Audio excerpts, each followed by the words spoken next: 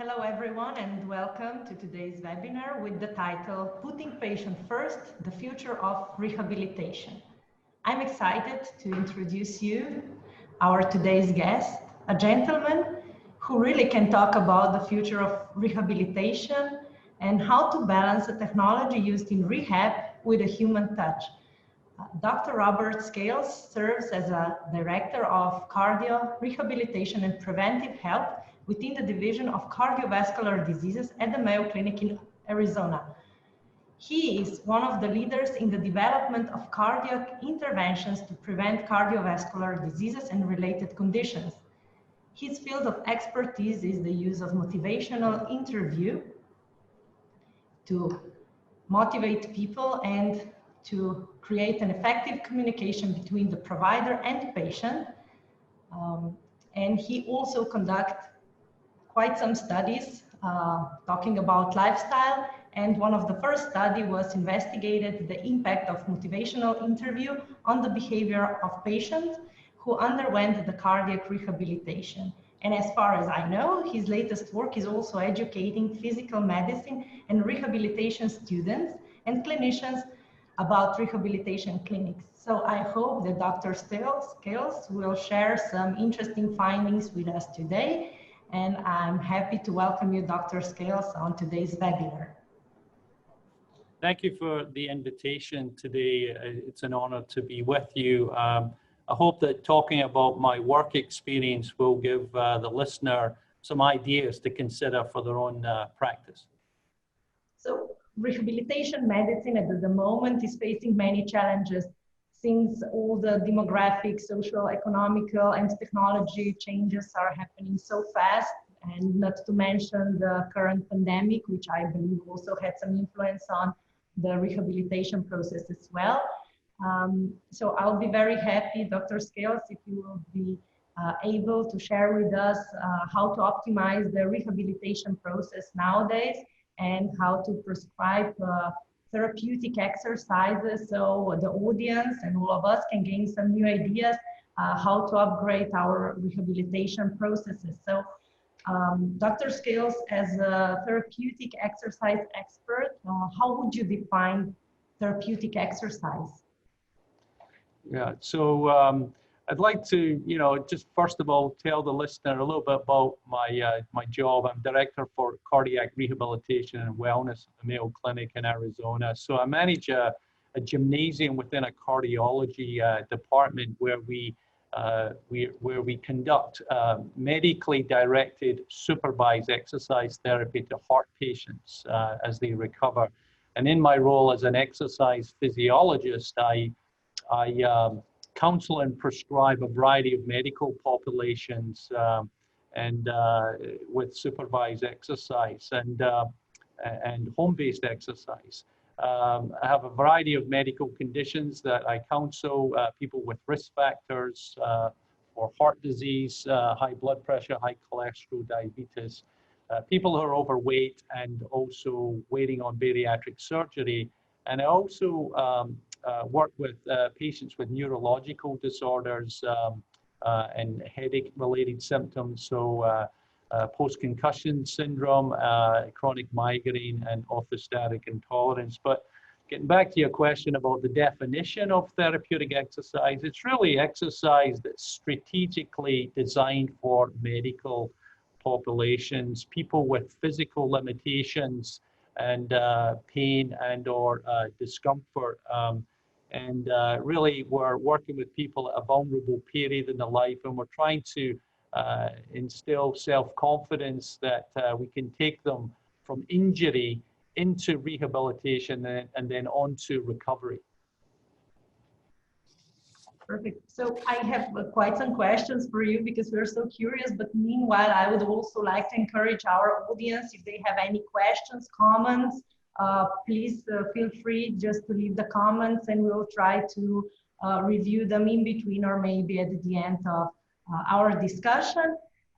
So feel free, we are more than happy to discuss about it. But if I come back to our discussion, what would be your tips for clinicians and our audience how to prescribe the therapeutic exercises? So I like to follow the recommendations of my colleagues in social work and mental health counseling, and where we meet the patient where they are.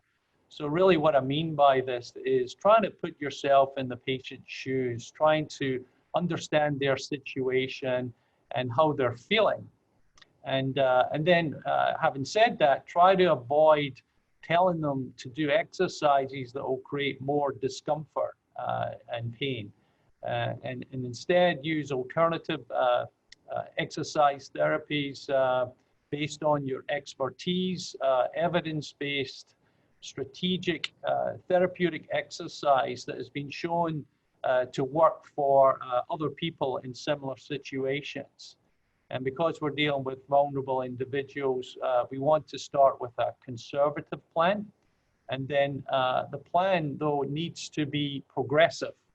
It can't be just the same all the time. So we need to progress the patient and let the therapy do its work. And we do that with intermittent, regular reevaluations of the patient's progress.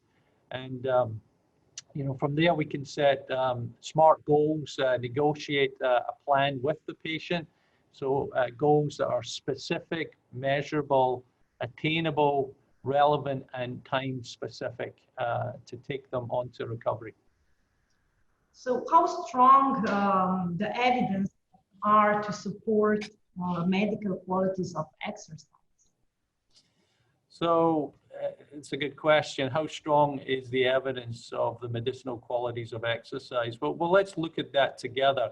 If there was a medication that would guarantee you it would improve the heart's ability to pump blood around the body, it would open up new blood vessels to allow oxygen to reach its destination, to give you more energy and more stamina. It would improve your cholesterol levels. It would lower your blood pressure. It would control your blood glucose to prevent diabetes. It would make your bones and muscles stronger.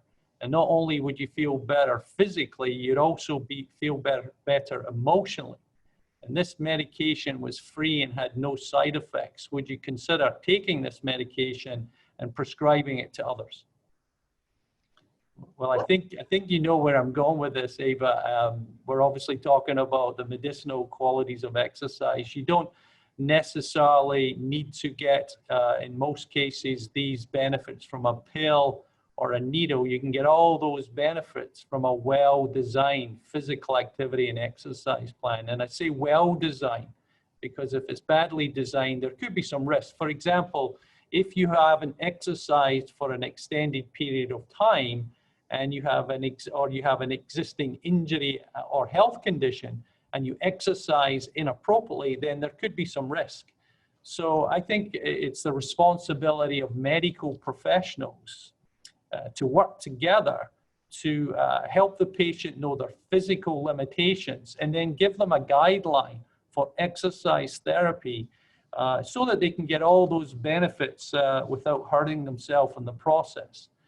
Now, if you look at the evidence, exercise therapy and improved fitness significantly improves morbidity and mortality. So really, exercise adds years to your life and life to your years. So put another way, exercise therapy, if it's well designed, will prevent premature death, and it will also decrease the number of years that you live with physical limitations, illness, and disease. So really, in a nutshell, it's going to increase your lifespan, and it's also going to increase your health span. So if I understand correctly, proper plan of exercises is some kind of medicine. But as you mentioned, sometimes it's quite easier just to take a pill, but to use exercise, it requires some motivation and also some engagement as well. What can physicians do to encourage the patients to be more active? Yes, I think the concept of prescribing exercise as medicine is not a new one. Someone by Hippocrates has been talking about this for thousands of years. However, the American College of Sports Medicine, which is the governing body for exercise professionals and sports medicine professionals in the United States, have a global initiative right now called Exercise is Medicine. And its main mission is to have every primary care physician talk to every patient at every visit about the medicinal qualities of exercise. Now, this is a tall order for physicians who are very busy dealing with very complex patients, multitasking. They don't have a lot of time with individuals in the clinic. However, the American College of Sports Medicine tries to give the clinician options. They give them two options to consider as they think about the task of promoting physical activity to improve the health of their patients. The first option is to recommend exercise with optimism. It doesn't take very long to say that. You can do this and it will make a difference to your health. And it's been shown that if physicians are supportive of that, patients are more likely to follow through, especially if it's a caring physician. And then the second option is to refer out to an exercise professional for added guidance. It could be a community-based exercise professional, or it can be a clinical exercise professional, an exercise physiologist or a physical therapist, or they can refer out to a specialized program like cardiac rehabilitation, where we have centers in many hospitals that are very safe and medically supervised, ready and able to take that patient through their rehabilitation. Actually, you're the one who entitled today's webinar, Balance Technology with the Human Touch to Deliver Therapeutical Exercises. What do you mean when you're saying human touch? Well, we may know the best exercise prescription for a particular medical condition for a given individual. However, we need good communication to deliver that message effectively.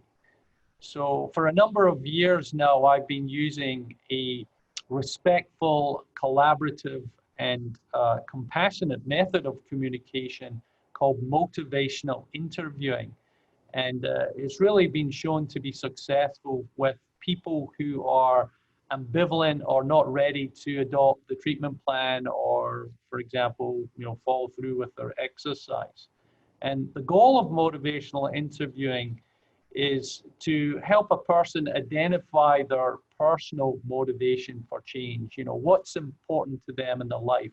And then it lets them discover how their current behavior is helping them achieve what's important to them, or maybe it's getting in the way.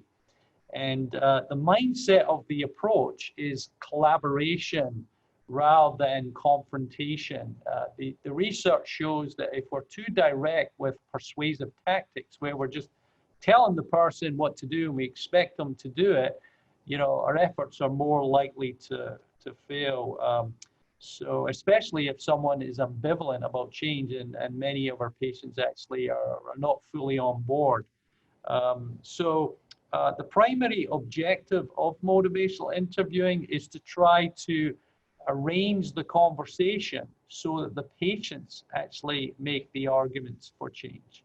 And we can do that with good open-ended questions where we ask questions that kind of draws out what we call change talk. Patients are actually talking about change. So, for example, if we could come up with an exercise plan that was right for you, what would be a reason from your point of view for doing it well when you leave the clinic? What would be a sign of progress for you? What gives you some confidence that you can do this? What would have to happen to increase your confidence?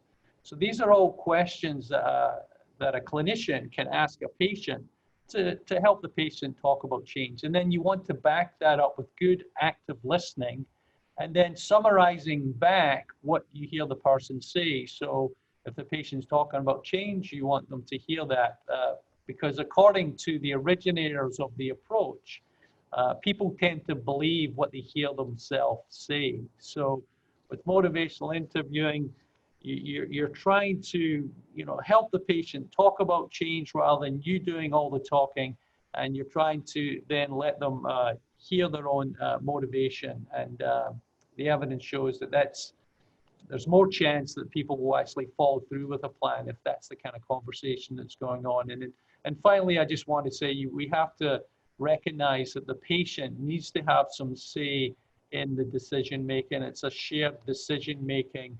They're the one who's going to decide if they're going to follow that very strategic plan at home. I would say that all of us working in the field of motivation would strongly agree that motivational interview is the tool that really helps to gain the motivation, which is crucial if we want people to succeed, to reach the goals. But the other thing that can also help people to stick to the plan is also the technology. And I believe that the current COVID-19 situation and restriction have forced clinics to find new ways to deliver treatment, which also include telemedicine. Can you explain what that means to you and to the Mayo Clinic in Arizona? Yeah, so telemedicine is a buzzword that's really become popular, more recently since March 2020 with the COVID virus. I think another term to maybe better explain and understand this concept is connected health. And connected health is using technology as a communication platform to deliver healthcare services remotely to the patient in their home and extend the services that we offer beyond the walls of the clinic. And there are different types of connected health. For example, if you use a computer to deliver your communication platform, we call that e-health. So it might be a patient portal that has become very popular even before the COVID pandemic. But now, my colleagues in physical medicine and rehabilitation are doing virtual visits. And these virtual visits, it's teleconferencing where, just like we are, you're in Slovenia and I'm in the United States. And here we are having a consultation or a conversation. So we're extending that meeting place beyond the walls of the clinic, which is amazing. And if we use the telephone, we call that telemedicine. And that's been around for a long time, the good old-fashioned telephone. And then we have the mobile health device applications, and obviously that is something that's become very familiar with the public now. But let's embrace that and use it in the healthcare setting. So if we're using mobile health device applications to monitor patients and to prescribe exercise, we call that mHealth. So e-health, telehealth, mHealth is connected health. And all those things, of course, help the patients to be more adherent and stick to the program. And I like your final thought about mHealth because we are also trying to use such a technology to support patients and, of course, physician clinics to follow the program and, of course, to get better shape and better health. But as I mentioned in the beginning, you have identified a creative way how to educate physical medicine and rehabilitation students as well as clinicians about your rehabilitation clinics. Can you share some thoughts about it? Yes, so we strategically remodeled a patient exam room. In fact, I'm sitting in this exam room right now. It used to be an operating room, and we stripped it down, and we totally remodeled it over a 4-month period with the purpose of demonstrating effective communication, innovation, and technology in the physical medicine and rehabilitation setting.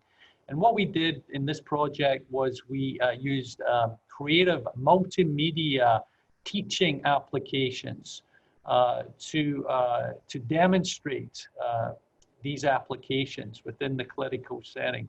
So one of the things that we did was we made a series of videos of a clinician and interview consultation with a patient, a standardized patient.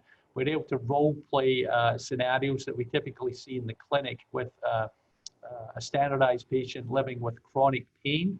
And then another thing that we did was we used a special scanning camera to take 3D photograph images of our entire facility so that we could then take individuals on a virtual tour.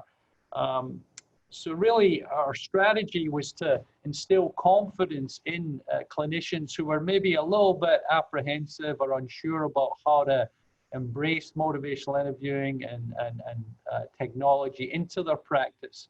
And we wanted to do that by not just telling them what it is, we wanted to actually show them, you know, this is what it is, with the message that you can do this and it will make a difference to your practice. So if you like, I could show you, I could attempt to show you a virtual tour of the facility using this 3D imaging technology. I guess if you maybe share the screen, I don't know if you could help me with that. I think that would be great. We would love to see how it looks. So if I just hit the share screen, or are we good to go? You may please just share the screen, and we're looking forward to how to walk through your clinic. Okay, so let's hope that this works. Here we go. Okay. This is our gymnasium within our cardiology department.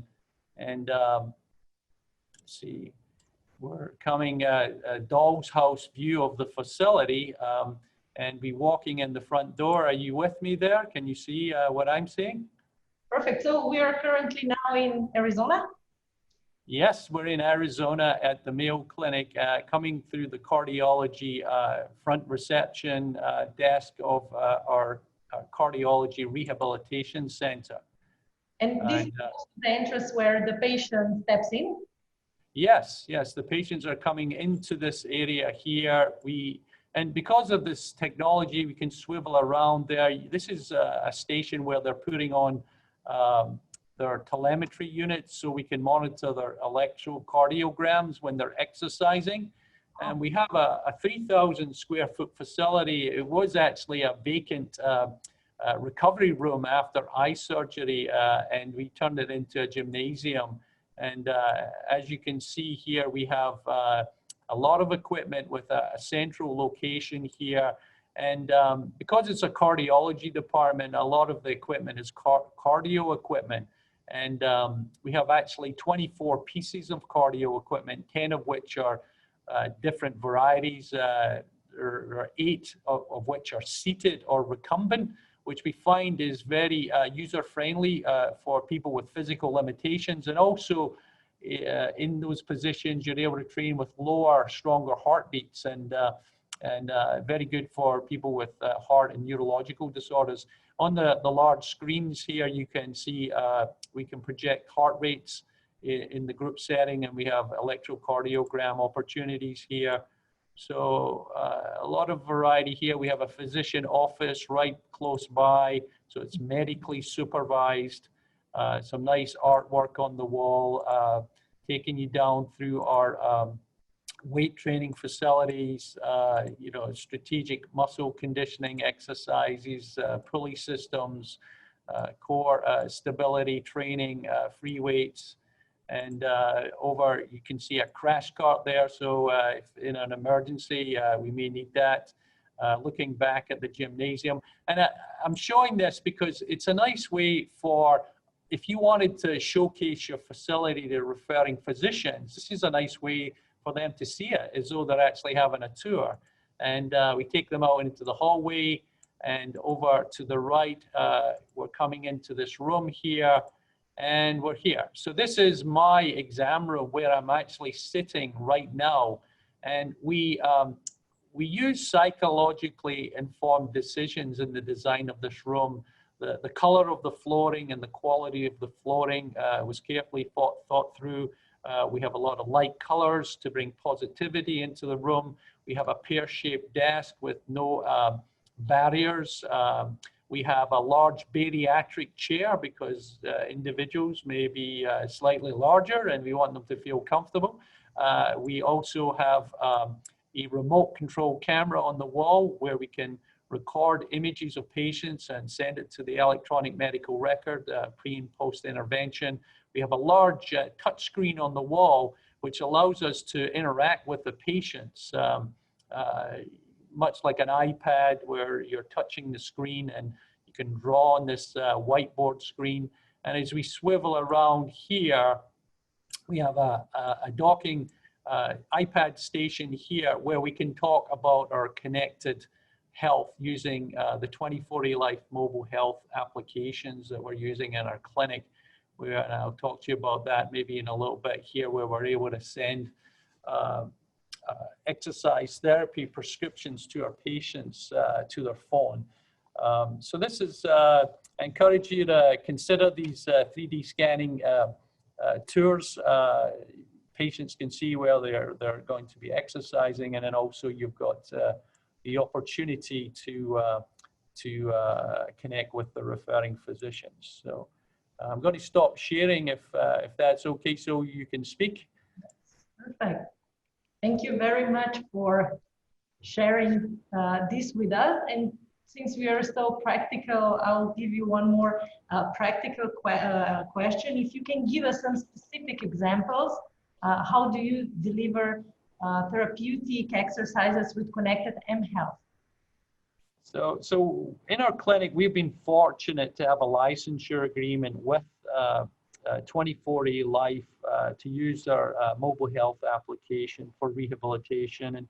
And here we encourage our patients to track their home exercise on their smartphone and report their symptoms on the 2040 Life app. And because we have a shared account, the clinician can actually see, you know, what they're doing. You can see subjective information from them and also objective metrics. You know, patients are on the move with their phone. We can see how fast they're moving. We can see if they're going up and down hills. We can see their heart rates. A huge variety of metrics is possible now through technology. And really, it allows us to, you know, share a plan with the patient, make them accountable with that plan because they know that, you know, we can see it. And then they may be coming back at intervals to see us, but we're connecting between the medical visit, because that's really where the hard work is done. That's the consistency of the therapy that brings better results. And then, you know, I think that patients enjoy the chance of being able to get feedback from the clinicians through our patient portal. We can actually communicate with the patients instead of actually having them on site. We can do it all virtually. And another impressive feature of this 2040 Life connected mHealth rehabilitation app is that we can send videos of specific exercises to the patient on their phone. So the therapist may have done an evaluation, and then we know that, hey, we want them to do these 6 therapeutic exercises. So on their phone on any given day, they're going to see these videos. They hit play. 30-second video will demonstrate exactly what they need to do. They do the activity and they check off the box that they did 10 repetitions, 1 or 2 sets, or whatever we designed for them. And then they feel good that they've invested, they've followed through on their plan, and they've done it with good form. But then we also can see it, and we can see how consistent they are with that. And we're not trying to you know, make people feel guilty about not doing their plan. We're trying to use motivational approaches that use good communication But it really is an impressive way to stay connected with people through this technology. And we're enjoying exploring that. But I don't know, I have maybe an opportunity, if we do another share screen, to show you an example of some of the video demonstrations that we've done with our demonstration project. That might be a way to give you a taste of some of the applications, if I can do that. What do you think? Would that be okay? Perfect, please do. So do I do the share screen again? Yep, share screen, okay. Let me see. It's good to hear that it's also important for you as an expert to stay in touch with your patients and clients. Yes, yes. I'm going to try and play this, and you just give me the thumbs up if this plays. I think it's working. It is.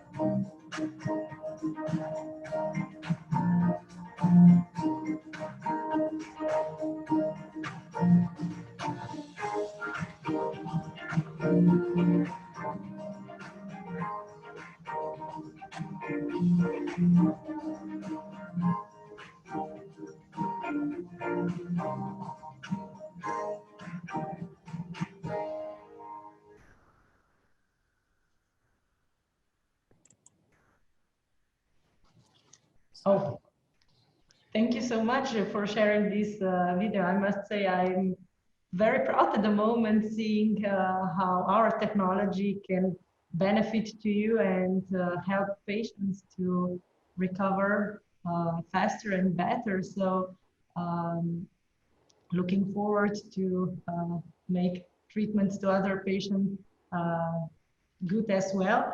And I would also like to ask you for the end, if you can just give us some final thoughts to conclude the session about the trend of technology and rehabilitation with the human touch.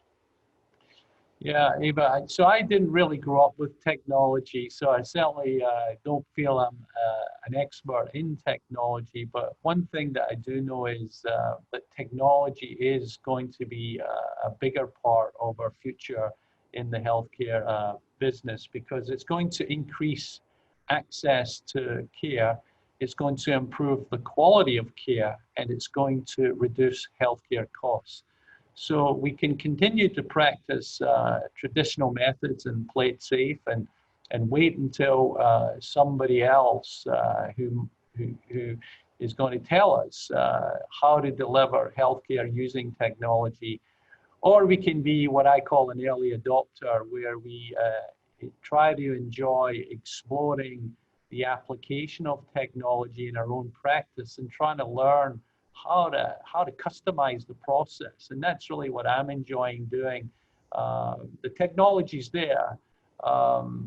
Obviously, you have to work with your healthcare institutions to go through all the security requirements to use the technologies. But if we're innovative and we're creative, we can use these technologies, and I think it's going to improve the patient experience.